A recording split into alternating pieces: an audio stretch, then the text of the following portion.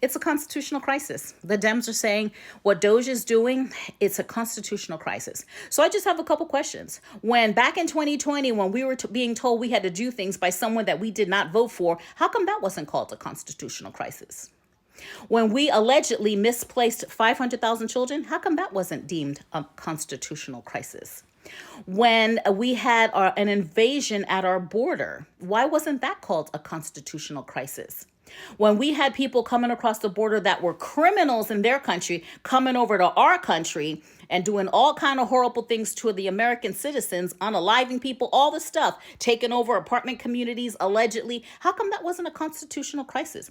Where were the rallies and the subcommittee hearings and the lawsuits over the constitutional crisis of those things? Or were those things not constitutional crisis? Why wasn't it a constitutional crisis for the people in North Carolina and Florida and Tennessee during Hurricane Helene and all of the shenanigans that was on the heels of FEMA, allegedly? How come that wasn't a constitutional crisis? How come the wildfires and the misuse of all of the funds that went to California and allegedly the reservoirs being not filled with water and the hydrants being empty, how come that wasn't a constitutional crisis? How come there were no rallies and subcommittee hearings and lawsuits?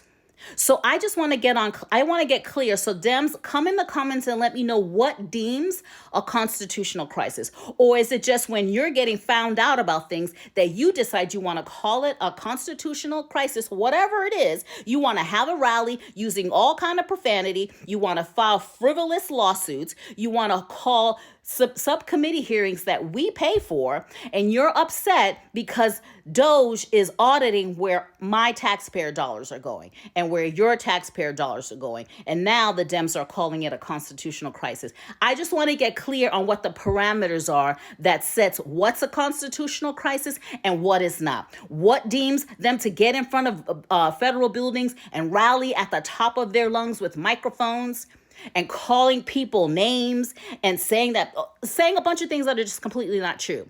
I just want to be clear on what is a constitutional crisis from the Dems' point of view, because allegedly, or apparently I should say, all of the things that I just referenced were not considered constitutional crisis.